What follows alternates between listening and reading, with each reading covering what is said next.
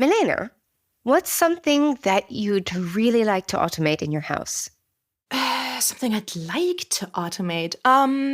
So a couple of things we have already automated in our home. Okay. So when I tell our voice assistant, for example, please switch to the movie night scene, then it switches the lights, dims the lights, and changes the colors. Okay. But what I'd really like to automate, my coffee maker, maybe, so that I could just tell it to please provide me with my very favorite coffee at like 8 a.m. in the morning. I'd love that. How about that? Yeah, exactly. And I definitely wouldn't mind having like a service that would bring up my motorbike right in front of the house and I just need to hop onto it. I think that could be kind of cool as automation. Like, yeah, I'm going to go out, so please bring the motorbike at the front of the house. But hey, we can always dream, because while not all of these ideas might be feasible to accomplish in the near future, smart home technology is becoming much easier and much more versatile. Today, we're looking at a new standard called Matter, and we're talking to the guy who brings Bosch smart home products into the Matter universe. From know-how to wow. The Bosch Global Podcast.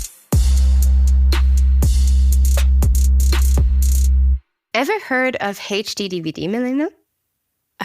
HD DVD? Is it? I mean, I remember DVDs. Oh God, I'm that old. Stop it. So for our younger listeners, there was a world before streaming when we played movies and series from discs. Funnily enough, I still own DVDs, so there you go. Me too. Me too. We'll call it the dark ages. But anyways, DVDs were relatively low resolution, so SD, and it was time for an upgrade to HD. Right. But wasn't that called Blu-ray? Okay, so if you only remember Blu-ray, you're lucky, because there was also HD DVD. That was a competing standard. So some people, like your family, bought Blu-ray players and Blu-ray discs. Mm-hmm. Other households bought HD DVD players and HD DVD discs.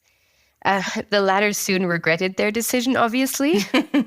So considering that I can only remember Blu-ray, I guess it was more popular, wasn't it? Yeah, we could say it was definitely more popular, and HD DVD disappeared, and people were stuck with a useless player device.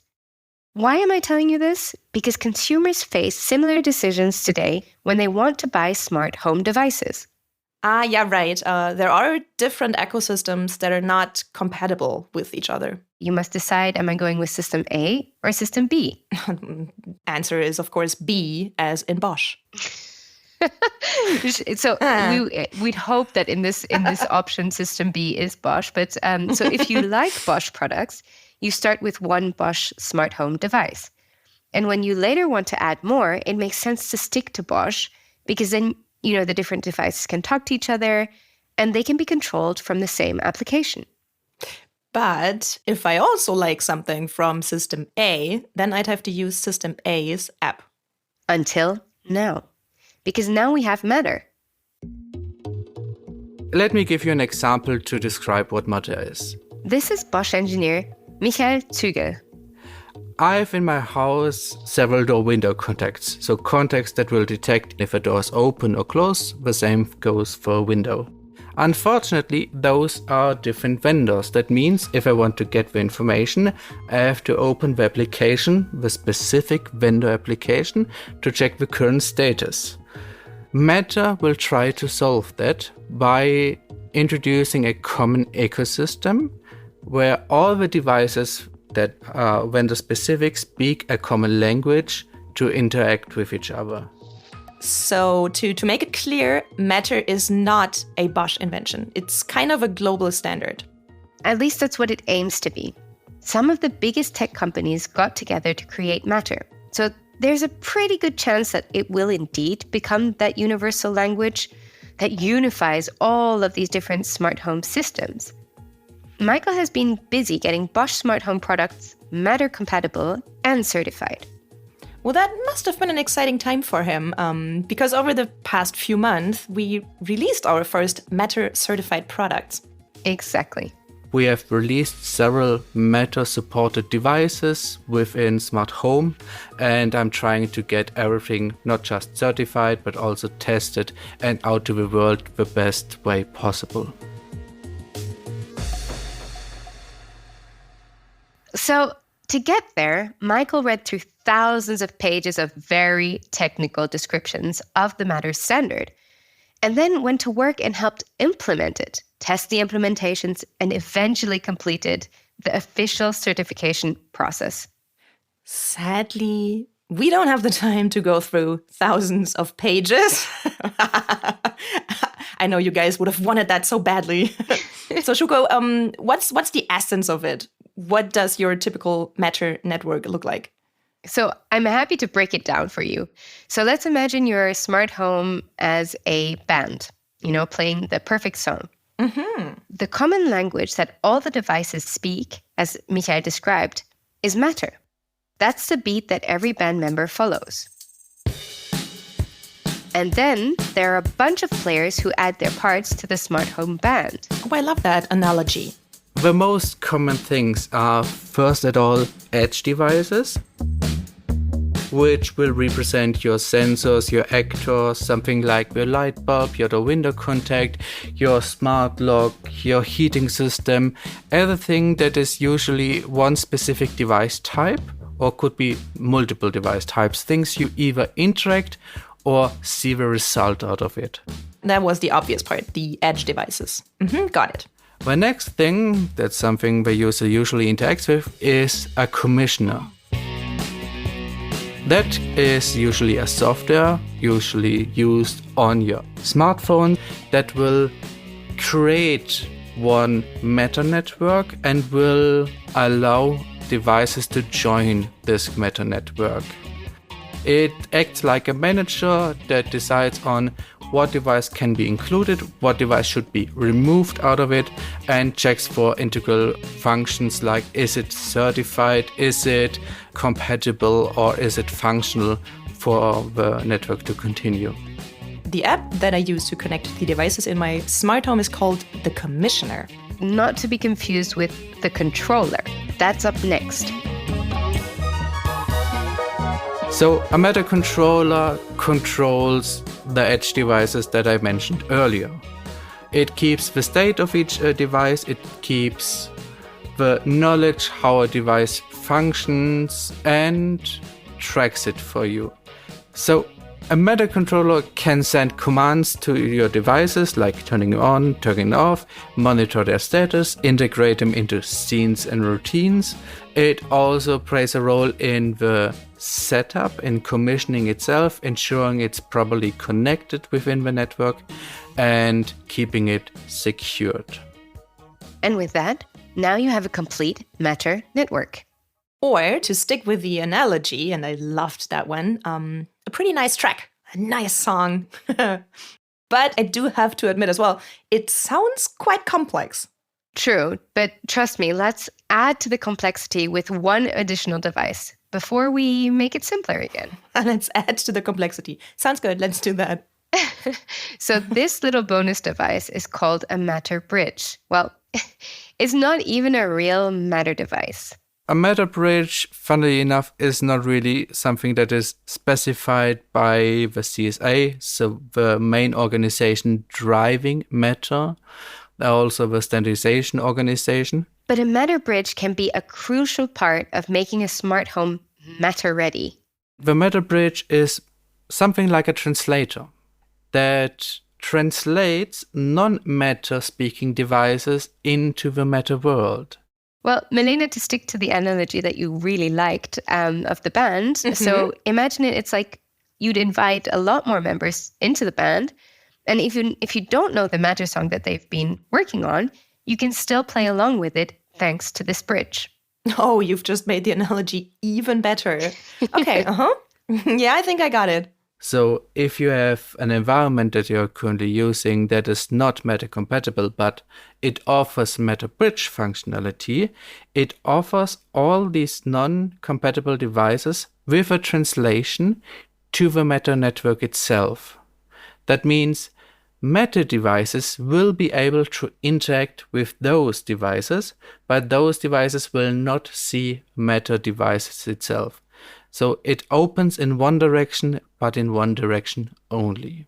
Oh, but that's nice, I think, because all the early adopters that bought smart home devices before Matter was even invented or created, they might still be able to bring these older devices into a Matter network this way. Sweet. Love that. So it's like you bought a bunch of HD DVDs, but thanks to an adapter, they can be played in a Blu-ray player. Except a Matter bridge exists while a DVD adapter does not. Okay. Now we have this zoo of different types of devices in a Matter network. Shuko, you promised to simplify it, remember? I don't know if I promised, but I did say it will be simple again. So, but it is easy. And the good news is knowing this stuff is actually optional. As a consumer, you don't really need to know this information. So as Michael said, as a consumer, but you know Jeff, I'm pretty sure he would fully go into all of these things. So absolutely, only if you really, 100%. So Jeff, this is for you. Only if you want to really get deep into your smart home tech. If you want to develop something like that or get into the nitty-gritties. See? Typical Jeff. The nitty-gritties. Or really enjoy the matter itself, then you will come across those specifics. But from a consumer perspective, don't assume that you will get in contact with that. And we will see this again later. It's really up to the user how much they want to get into the nitty-gritty of these things. There are a lot of people who really want to get into it. And in addition to Jeff, we found another one. Uh-huh. Because there are a few people who go even beyond that and talk about their smart home setup on YouTube. And one of them is Chris West. His YouTube channel is called Mostly Chris, if you want to look him and it up. Getting into it's kind of love for technology and what technology can do. I didn't have any grand thing to solve, any big issue to solve in my house. I just want to start playing with it. And I did it 4 or 5 years ago when things weren't really smart to begin with. And it was a new concept in general. So Chris West is really, truly an early adopter. Mm-hmm. Yep. He had to deal with some kinks in those early days systems that someone who starts today hopefully won't encounter anymore. But in general, his smart home journey sounds pretty typical. When I was learning all of this, I did it from let me just see if I can install a switch and make it turn on or off. And as that grew, I said, okay, I want to be able to turn off the lights when I go to bed without having to walk to all the switches, or I want to turn on the alarm without having to walk to all the switches. And I started that way. And then I started doing more of the automation, more of the conditional kind of controlling. So that's a very interesting point in any smart home journey, because that's the point where things are starting to actually get smart. So true. So in the beginning, you might just, touch a button on your phone to turn on the light instead of walking to the light switch. And that is nice. Mm-hmm. But when things happen automatically, just when you need them, that's smart. And here's what that looks like in Chris's case in his house in Texas. But for me, the most useful automation is when I turn on the alarm, all the fans go off, all the lights go off, the doors lock, the garage door closes, the HVAC gets set. And so I have all these things that happen. That assures me that when I leave, I don't have stuff running that is using electricity that doesn't need to be used. The temperature is set to a level where I'm not cooling the house or heating the house when there's nobody in here. I've got all the security devices enabled, the door locks, the windows, everything else, right? And it happens both when the alarm is armed when I'm away and even at nighttime when we're home and going to bed, it still checks everything. So that one there is probably one of the most useful. I have accidentally left the front door open overnight. So yes, it would be extremely useful. All of these things happening automatically, though, that takes a lot of time and effort to set up and configure. However, you can easily make it much simpler. Just have the system send you an alert when your front door is still unlocked after 10 p.m. That would probably work best for me. I think it's as complicated as you would like it to be, right? You don't have to overcomplicate it. You could spend hours or days or weeks customizing things, or you could just go as simple as you want. 3 plugs and you're done. One important thing to consider is not everyone in your household might be as excited as you are about this smart home stuff. Oh, you're talking about the acceptance factor, the family acceptance factor. Yeah, I can totally get that. I know some people that don't want to have voice activation or anything like that in their house. So I can completely get what Chris is saying. Yet he's trying very, very hard to keep the family acceptance factor as high as possible. I think my wife tolerates me when I do this stuff. She is not a technology person herself. In fact, she makes comments sometimes. She has about a 5-minute threshold to trying to figure something out technology-wise. And she would rather just not do it. It's not that she's not smart enough. She just doesn't care about it, right? So if I go into our home and I say, here's a bunch of stuff, and it only works if you pick up your phone or you talk to the smart speaker or whatever else, that's not going to fly. So I do my best to make sure everything functions as it normally would. So all of my light switches, for example, they're paddle switches, so you can turn them on or off via going and touching them. Or you can do it via the automation, or you can do it via telling the smart speaker or whatever. So I have multiple ways to do it, but the way that she uses it has to be there, which is tactile touching of the switch. So you want to add functionality to your home without taking existing functionality away.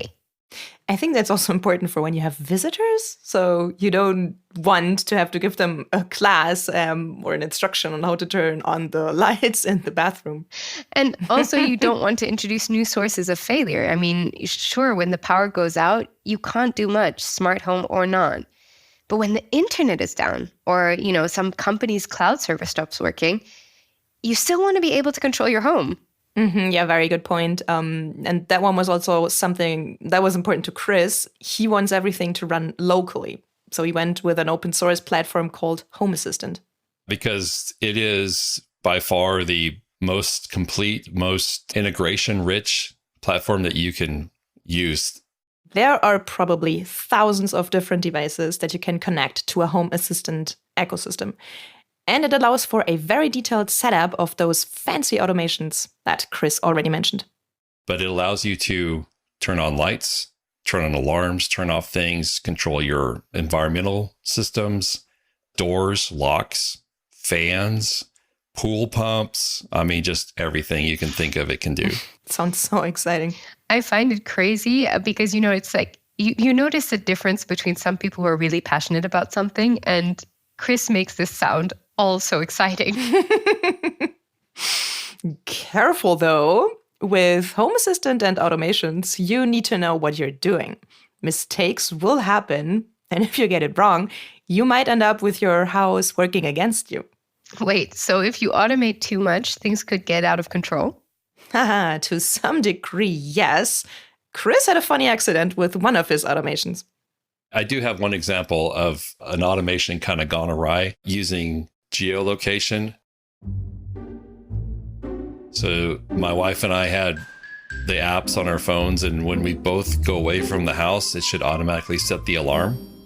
And I thought, oh, that's kind of cool. That's an automation we can use because she doesn't set the alarm when she leaves. And so it's on to me to do it. Well, if we do geolocation and we're both gone, sure, let's turn the alarm on. Well, we decided to go have a date night, and the grandparents were here watching the kids, and we both left. And guess what happened? The alarm armed itself, and within minutes, the alarm went off, and the kids are running around screaming. The grandparents have no idea what to do. The alarm company calls them. They don't have the secret codes and all that stuff. And so they're trying to call us while I think we were in a movie or something. They're calling us because the alarm's going off. And anyway, that was a crazy thing.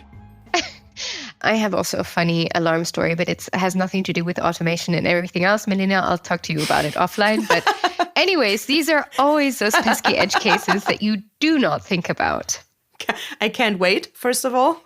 And yes, something that works great 99% of the time can cause chaos and anarchy unexpectedly. But Chris has some advice for all of us. You just have to learn that, some of this stuff where you set up automations doesn't apply to every situation, and you have to really think through it or just not do it at all. I find these automations pretty neat. And, I have also a lot of colleagues at ETAS that, try out these kind of algorithms, try out also these kind of open source tools and systems. Home Assistant sounds like a tool that Chris is really happy with. And now, coming back to the topic that we had before, talking about Chris's smart home, does it actually work with Matter? Oh, Shuko, do you think I'm such a rookie? Like, really? Would we have Chris on the show if he wasn't using Matter? Chris, tell us. Home Assistant is a test platform for Matter, which is awesome. I have not done a lot of Matter myself. I have a couple of plugs in the wall, and I have one that runs all the time. And I just wanted to see how it actually works. When I step into my office studio that I'm in right now, there's a presence sensor that turns on the lighting in here. And one of the lights is a Matter switch. And I did that specifically because I want to see how stable that Matter switch is. Okay, to be fair, Matter is relatively new and evolving fast. So while Chris likes the idea of Matter, he wants to see bit by bit if it keeps its promises. And that's totally fair. Yeah. Not every device manufacturer has people like our engineers, Michael, and of course the entire team that he's part of that check everything to the bone before they release and sell something. Speaking of getting things ready for the customer, I think it's time to take a step back and simplify again. Automations. Amazing. They're great. I think we all understand the benefits. And Home Assistant is great too. But people who want to keep it a little simpler can have the best of both worlds. Mm-hmm. Well, things Bosch Smart Home offers are services. So those are ready-made automations where the user has a controlled user interface to get the most important things going. That means if a user already have a thermostat, a radiator thermostat installed, and then installs a door window contact, the app asks the user if the user wants to control the heating solution with this door window contact. That means if the door window contact gets open, the heating system should automatically shut down for the specific room. We will offer that out of the box and with a very good and guided tour on how to set it up or how to change. Okay, that is really, really great. Wow. I assume a lot of users might appreciate this more guided approach. I love that. I'm sure. And now let's make it more complicated again because it's been a little bit too simple for my taste. Shuko, why? Because we're a tech podcast. Let's have a little bit of a behind-the-scenes look at how Michael works on bringing Bosch smart home devices into the Matter universe. Let's make it complex and complicated again. I'm sure it is more complex than one would imagine. Okay, let's go for it. Well, the thing is, Bosch Edge devices are not just talking to Bosch controllers and Bosch commissioners. Our devices also exchange information with devices outside of what Michael can control. Currently, we offer support for most of the major ecosystems for our voice assistants. So if you want to use Bosch Smart Home with Siri and Apple, you can do it because we are Apple Home certified. If you want to use it with Google, then we have a skill for that is also Google Home certified. The same way goes with Alexa. And Matter more or less doubles this because now you can, if you desire to do so, control our home with the voice integration we offer as well as the Matter integration. So you can directly connect your device to one of the platforms, or you can use Matter with one of the platforms. All of this communication networking needs to be developed, tested, and then certified. And to make things a little more complicated, the different smart home platforms can have different implementations of Matter.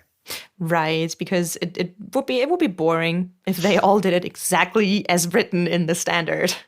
Yeah, well, I think Michael would disagree.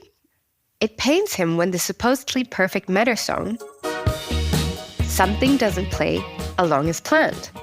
We have one example that we encountered during development is we included a smart switch. a switch that we offer in our ecosystem, which enables the user to trigger a scenario, so a predefined set of rules, or change the light temperature or something like that. And it is offered within Matter, and we included it because it is a product we want to be able to be Matter controllable, so we offered it in the Matter bridge. Unfortunately, not every major ecosystem supported that switch. And it was not even not supported, which would be fine, but it was supported the wrong way. And here's what happened. A switch, usually you can turn it off, you can turn it on, or if it's a momentary switch, you will just tap on it and it will trigger it once or twice. For that specific ecosystem, it was displayed as a slider, like a dimmable lamp within that slider. So we did the decision, in order not to confuse the customer, not to bring the switch into the Matter world, even if we did everything and even got it certified, due to the lag that is currently happening for certain ecosystems. Oh, okay, that's a bummer. Yeah, but Michael says things are getting better. They're in touch with the ecosystem providers, and Matter is getting better and more reliable every day. And I hope the very best for Matter, because I think it's a very good system. Even it might be a little bit more complicated than it needs to be, but it's still very much the beginning, and I see very good progress. So I think it can become the new standard, but it still takes a lot of effort to get there. Okay, this almost sounds like wrapping up. But before we do, what would you say, now in the end, is the best thing about Matter? Okay. I think the best thing is that it makes buying tech easier. You know, a little bit like USB-C. You can charge any smartphone using any charger and any cord. Same with Matter devices. If your door or window contact, to stick to Michael's example, is Matter compatible, it will just work within any Matter network. With a small caveat. Matter networks can be Wi-Fi based or Ethernet based, or based on the wireless communication standard Thread. So you still need to pay a little bit of attention. Now here's Michael's favorite feature. He's basically saying if you start building your Matter-based smart home, Jeff, I'm definitely calling you for this one, that doesn't mean you need to start buying stuff. You might already have a Matter controller in your home. You might already have a smart speaker, you might have an Alexa, you might have a Siri, you might have a Google Assistant. Usually those devices are already Matter enabled. So it might be very well the easiest thing just to use the device to get you started. But keep in mind, you don't have to use them, or you have to limit yourself to them, because Matter enables you to have more than one controller. That means if your family prefers, for instance, an Alexa and you prefer a Google Assistant, then you can add both to the same network and both will work within the same network, something that wasn't really possible earlier. Oh, and that sounds like a very, very good way to increase the family acceptance factor. Totally. So yeah, I think that wraps it pretty much nicely. Matter allows you to set everything up to your liking. You can interact with the smart home exactly the way you'd like to. You can make it as simple or as complex as you'd like to. And you can combine devices from different manufacturers. If, however, you'd like something that Michael has thoroughly tested, I'd recommend to stick with the Plan B, so the Bosch products. B as in Bosch products. Wise words, Shuko, to wrap it up. Thank you so much. This has been a pleasure as usual. Thank you, Melena, and thanks again, everyone, for listening. Don't forget to join us again next month when From Know-How to Wow leaves the home environment. Yes, because we are going to space. And I cannot wait. Melena, take care. Take care, Shuko, and please don't leave the front door open. Please don't do that anymore. I'll try. Take care. Bye-bye. Bye-bye. From know-how to wow. the Bosch Global Podcast.